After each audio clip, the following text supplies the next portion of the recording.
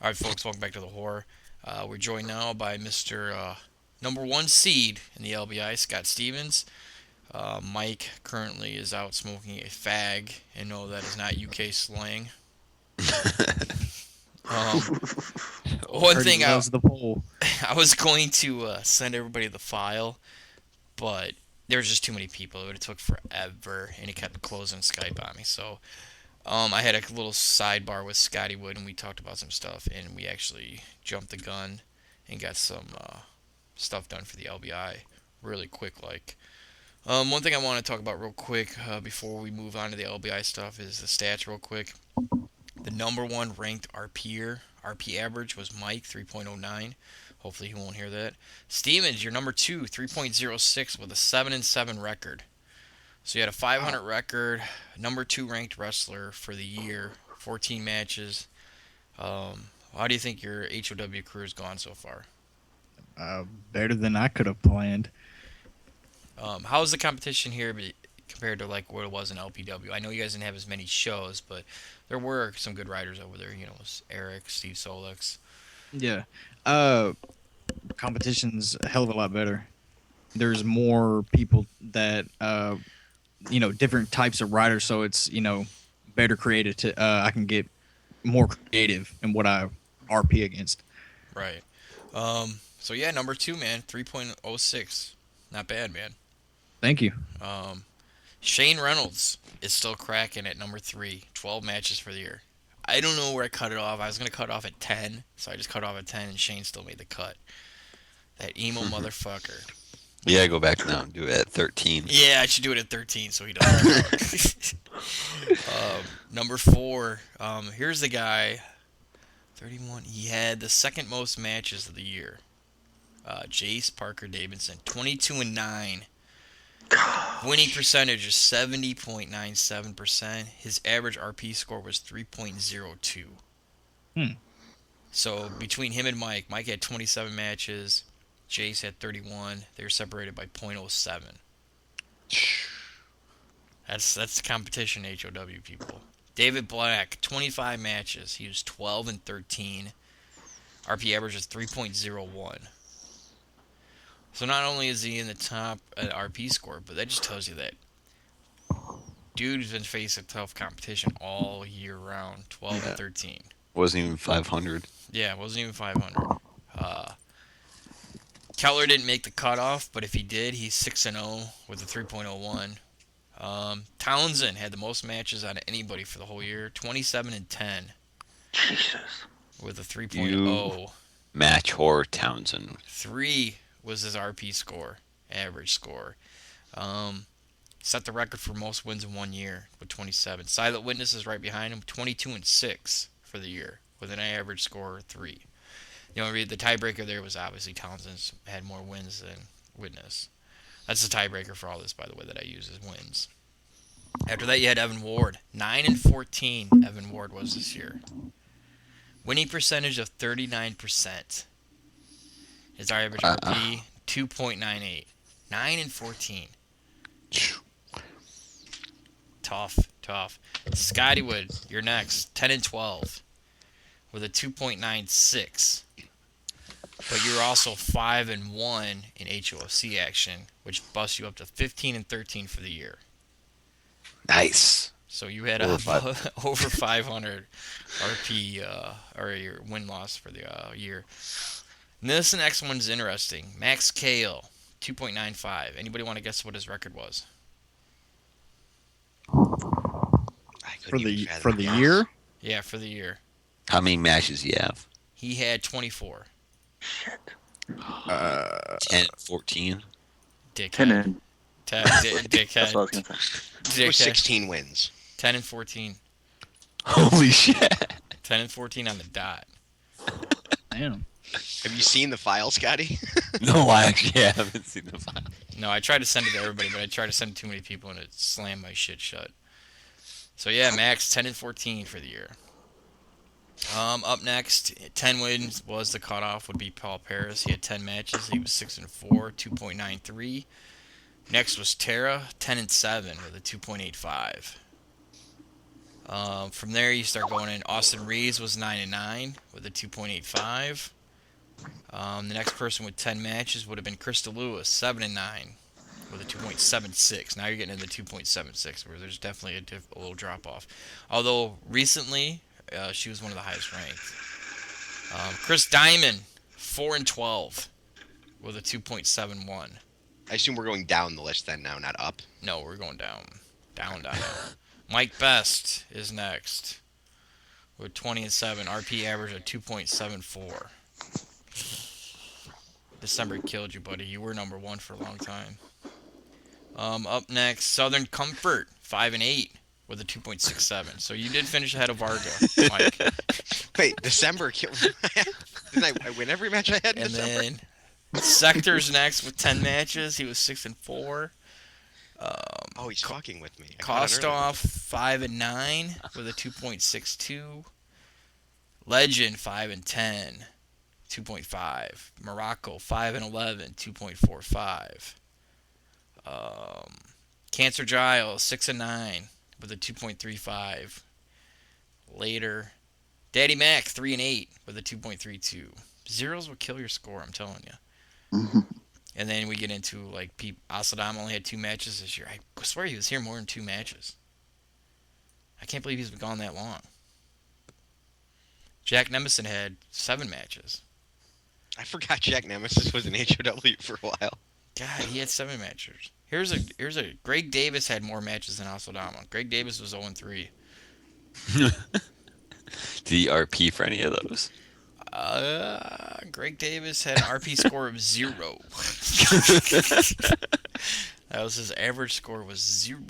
Golden Flakes. Golden Flakes. How'd he work out in LPW, by the way, Stevens? Wasn't he in LPW? Who? What was his name over there, Mike? I forget, but I think they closed before he had a match. I'm not positive on that. Who was it? Greg Davis. Golden Flakes. I think he was the first Oh. person I beat when I came back. Is it the guy you say Golden Flakes? Yeah. Oh, he was I thought it was Boston John. Oh, Wasn't yeah, it he him? was Boston yeah, John. Boston John. He might have had a couple matches. I don't remember how he did, though. Yeah, he actually he flaked out in a title match. match. In a title match. He didn't Oh, show up for imagine his title match, and he got in it. Dude Yeah. lives like 2.5 hours from me. I should just go beat him up like I was going to do to Varga in Vegas. You should have. You should, dude. All right, so that's the RP score. So I mean, for the year, let's see here. Like I said, Townsend set the record for most wins in a year. That's just insane. 27 wins. Damn. That's gonna be tough to beat, especially if you think you wrestled every show. We had 42 shows. You had to go 27-15 or 28-14 next year to beat them. So it's gonna be tough, but it is what it is. What am I looking at here? The only other person that I could see that maybe could be jumping up quick, obviously, would be Keller. I didn't count him. Like I said, he's 6-0. But if you did count Keller, he would be 6 right now.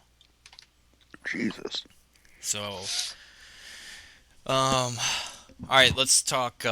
Anybody want any questions about past stats before we move forward in LBI talk? Anybody want to know their specific stats? I know I wouldn't mind if you'll tell me. What do you want to know? Well, I missed where I finished. I told you. You heard. You were ahead of Varga. Well, everybody was ahead of Varga. Did you already do did you already do the pay-per-view thing? I know that's not. I'm not. No, in that, I haven't done that because. Okay. No, I haven't done that. Okay, never mind then. Iconic. Yeah, because the 28th was Rumble at the Rock, right? I thought it was on Halloween this year. What was scheduled for the 28th? It wasn't on Halloween. Remember, it was a week later. I think. Oh yeah. I think. Bottom line was what? The 26th of August? Yeah, it was about 26, 28. Yeah. Something like that. And then War Games was what? The 23rd of June, right? I can't remember. I have these all by dates. I can do the pay-per-view thing really quick. I know March to Glory was the 31st.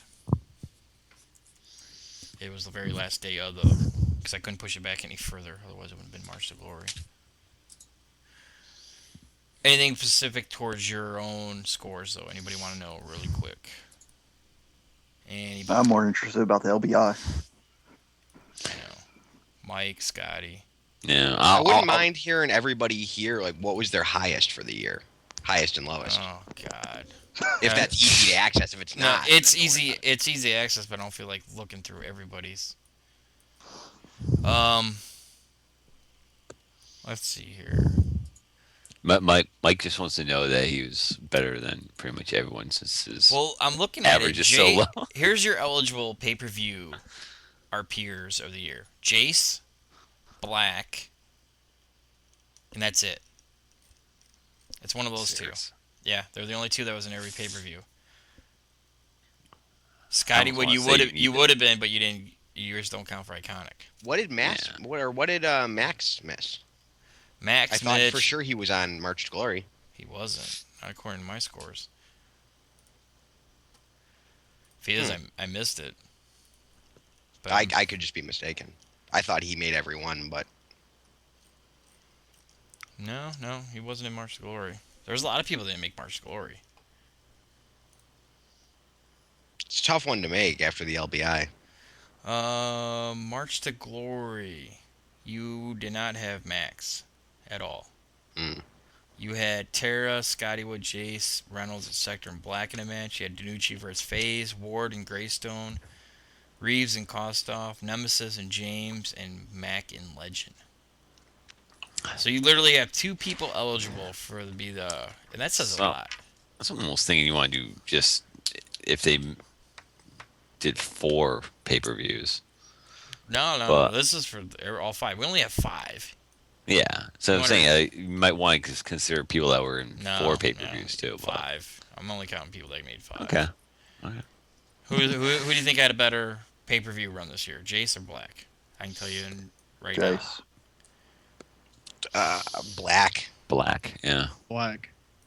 I feel like Jace might not have maxed out. I always vote against Black, and I'm always wrong. So this time I'm voting Black. March to Glory, Jace scored 3.84 to Black's 2.96.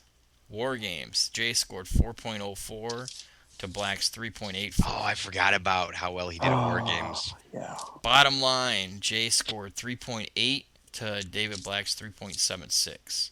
I win. And Jace at Rumble the Rock 3.68 to Black's 3.72, and then Iconic Jace 3.76 to Black's 3.72. So in a landslide, Jace Parker Davidson. I always vote wrong. and what's that? God, What's that I'm word awesome. called? Pay-per-view. That is the pay-per-view RPer of the year, hands down. Jace Parker Davidson. I hate him. Make- I'm gonna beat him one day. One day He's tough, dude. when he no he's- shows. He is tough, and people, he's one of those dudes that you either like him or you just straight up hate him. But he's always there, and he's always shows up. The dude had 31 matches this year out of 42 shows. I mean, come on. Showed up at every pay-per-view, scored well. So yeah, good stuff, dude. All right, let's just go to LBI. I don't think Yes. everybody's going to want to hear all these fucking stats, and you know what? Make him available on the site. And even in the awards, we won't even do the. I'll post the awards because I got a best bets that's half written. I'll just do all the awards in there, and we can start talking. Well, let's face it, we're not gonna have everybody on here that I want to have on that won awards. So, and we're already going long too, so I don't want to wait until what the fuck. Oh, Eric. Someone tell Eric that I'll get him in on the next segment. I'll talk to him right now. I'll let him know. All right, yeah, let him know. Rest of the year, obviously. Okay, we'll go through the real quick ones. Rest of the year, obviously, Mike won. Our peer of the year, Mike won with 3.09. So congrats, Mike. You did finish ahead of Varga, like I said. But you only beat Stevens by .03. Damn, nice job, Steve. Wrestler and our peer of the year. Mike best. Pay-per-view, our peer of the year, Jace Parker Davidson. The other award that I wanted to give out, and it's such a dick move, but I wanted to do something for somebody that lost the most matches of the year. And then when I seen who it was, there's two people tied. I got to rethink how I'm gonna do this. So I don't want to announce that yet. But I'll announce. Oh, you can't put in the tip like that. It's. Tell us who the two people are, and then once you decide, that's your announcement. All right, here, spoiler alert for the people that are on Skype and on the Whore. Evan Ward and Max Kale both lost 14 matches. I really thought it was just going to be Max, and then I forgot about Ward. So, yeah. Given your relationship with Max, you almost have to give it to Ward. I know. And then still, Max, you almost won an award for losing know. most matches, but lost it.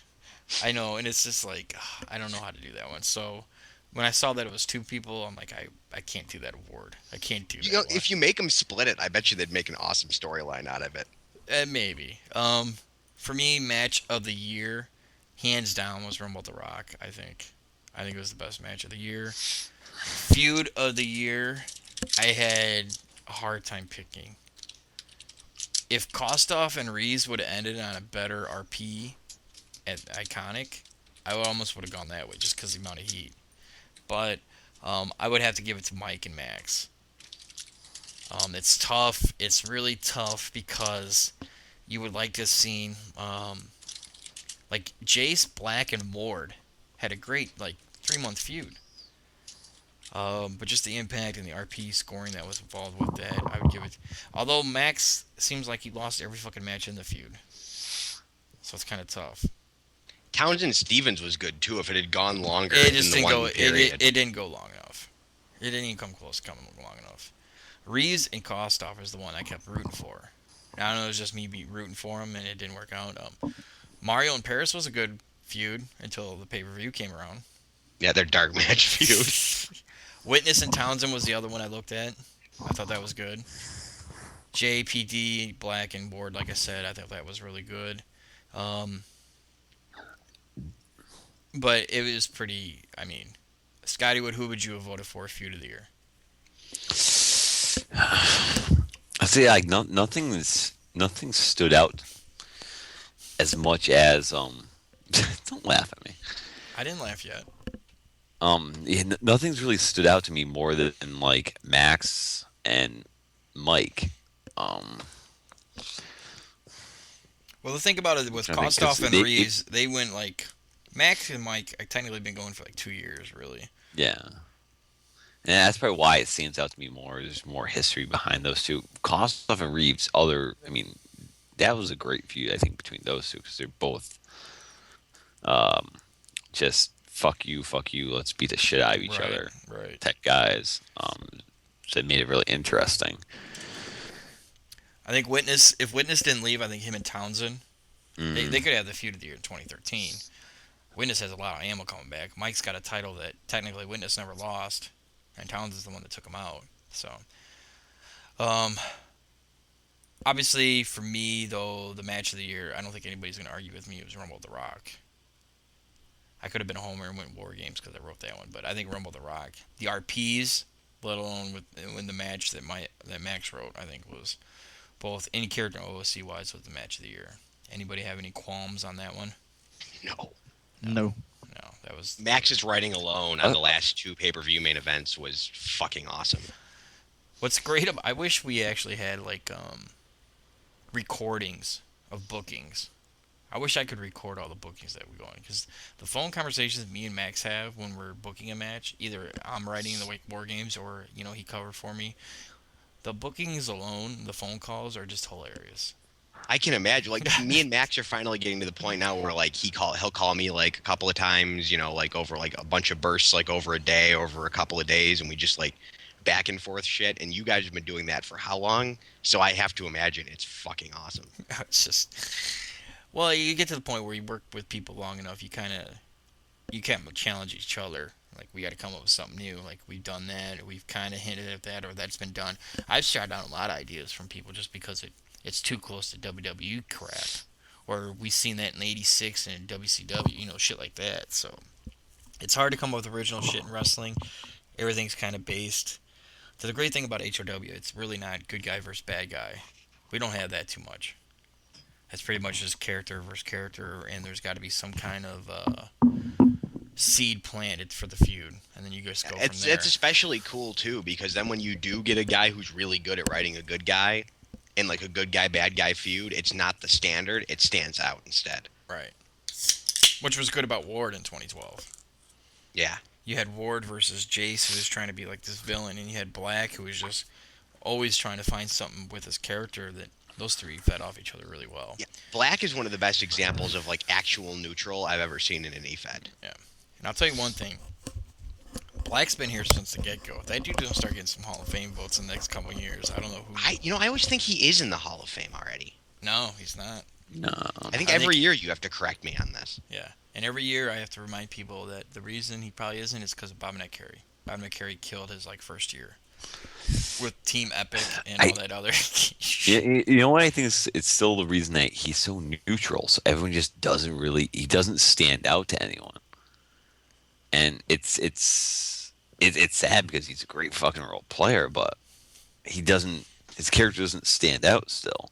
Right. That, and I don't think anyone's ever has anyone ever talked to him physically. Yeah. No, not like on the phone or anything.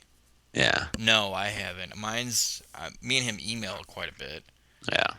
And PM and stuff like that, but I've never talked to him on the phone. It's like the time zone, it just kills us. He actually has a job and work, so his time zone, and he's in Australia. It's hard. Really? Is he? Yeah. I thought he was in Denmark or something. No, he's from there. That's where he was. Oh shit! Yeah, once again, you correct me on this once a year. I'm sorry. This is no one knows anything about David Black. For the record, Brian James Thomas, a.k.a. Brian Hollywood, who is in the PWX Hall of Fame, they've been bragging about it recently. He went 1-5 in HOW for the year. Just wanted to throw that out there, just a little bit. How many times did I beat him in those 6 matches? I don't know. The other thing I was gonna do Rookie of the Year, but where do you cut that off at? That's hard to say. I think it's anyone that started in 2012 here in HOW. Well, here's the thing. I mean, how many matches? Because if you're gonna go Rookie of the Year, it'd be hard fucking not to include Keller, 6-0. I agree. No, I think he would. Well, what about Stevens? Icon Championship, 7-7 record. I think Stevens is just Rookie of the Year. I don't know if there's a cutoff, but I think honestly, not just because he's here, I just think Stevens is Rookie of the Year. He made the biggest impact, but also stayed the most consistent. If I just go by wins and losses, it's Keller hands down. But if I go by the stats, Stevens beats him in RP average 3.06. Keller has a 3.01.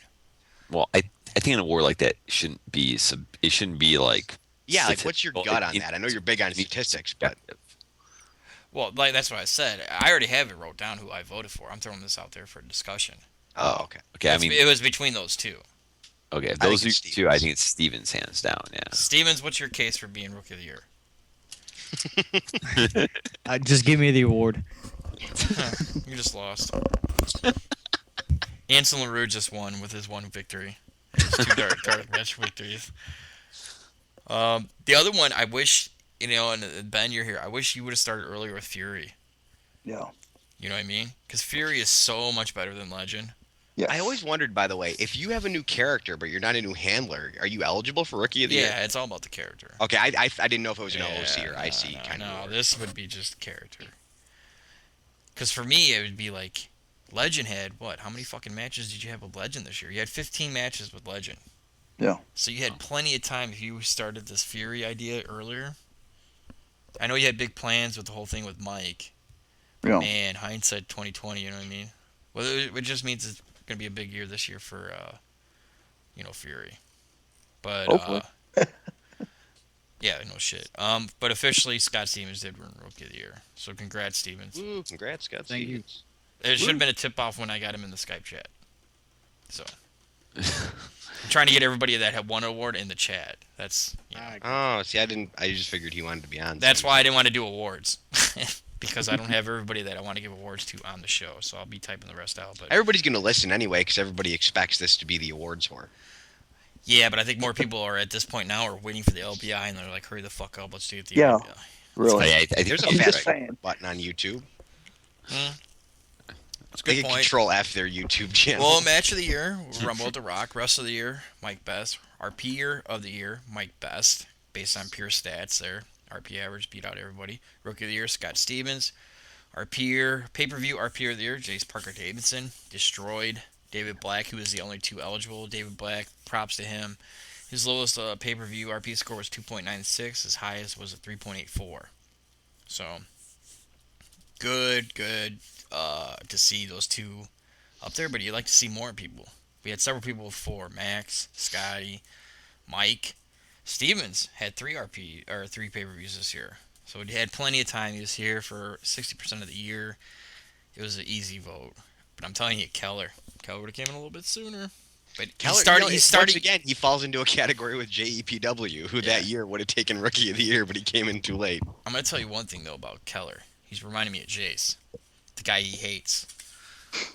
They're both starting the exact same way, and then Jace just ran out of material because then they realized, like we talked about last time in horror, is like, fuck, I need 12 months of material. Most of the time, feds shut down after 3 months or 6 months, or you know what I mean. Or And you you have rehash the same old shit. yeah, or that you have a fed. match. You have 2 matches a month. You're gonna wrestle. You're gonna have fucking 37 matches. I feel like sometimes it's a matter of luck too. Like sometimes you just fall into something like Mike Best or Scotty Wood did with the HUFC thing after a while, or like Max and Shane did with Sutler. Like I mean, you create your luck kind of too. But like sometimes you strike it big, and sometimes you go a whole year without striking it big, and you just run out. I don't know. I mean, it's all about the feud. You got plenty of people to work with here. And I'll tell you one thing, one person I'm excited about, and we're going to bring him on. We're going to take a quick break, and we'll bring him on, is Steve Solix. He joins the LBI, and he's going to be one guy that's going to be tough, I think. It depends. I read most of his work in LPW. Obviously, you guys all know him as Eric, our poser guy, which we got a big announcement in terms of those two, by the way, coming up. But we'll take a quick break. When we come back, well, wait, before we leave, real quick, let's tie this all up. What awards did I not announce that you guys want to know about? There's the only other one I have is the OOC Handler of the Year that I personally had down. All right, don't waiting on remember. announcing that. I'm not doing no heel. I'm not doing no face of the year. I'm not doing fucking anything. No, because Face of the Year, Evan Ward just wins. Yeah, he just got a postcard. He In won. Heel of the Year, a bunch of people would be butthurt The only because two awards everybody I- else is a Let's heel. see. Let's The see only what we two- did 2009. Go We ahead, did, look that up, Scotty, and when we come back Yeah. from the break, we'll wrap up the Okay. awards and go right into LBI. Where I will say this as we leave, the official, number one seeds did not change, even with my snafu. See, what happened was I gave Max, I had Max down for 6 RPs, and I had fucking who was it, Black? I don't know. I had Keller. You had Keller down for 10. I or had something. Keller for 10. I thought he maxed out, which he did max out, but his RP limit was 6 Yeah. that he had You had with Black. Ben. 6. Yeah. Wait, so So- he had a limit, but he still did 10 just cuz? No, he didn't. Oh. I knew in my head. Oh, he maxed his limit. Yeah, so when I was doing the scoring, I knew he maxed out, so I put the bonus as 1. He maxed out, that's 1. Really, he's the only match that had a 6 RP limit. So it didn't affect any outcomes, but it could have affected match of the Wrestler of the Year standings, which would, because Max only got the number 1 seed by 1 point. So, and that's based on each show. So that affected the scoring of the order of the top 5 for Iconic. So, all right, we'll take a quick break. When we come back, folks, we'll get Solix on here, and we'll do the LBI. We'll be right back, folks. We should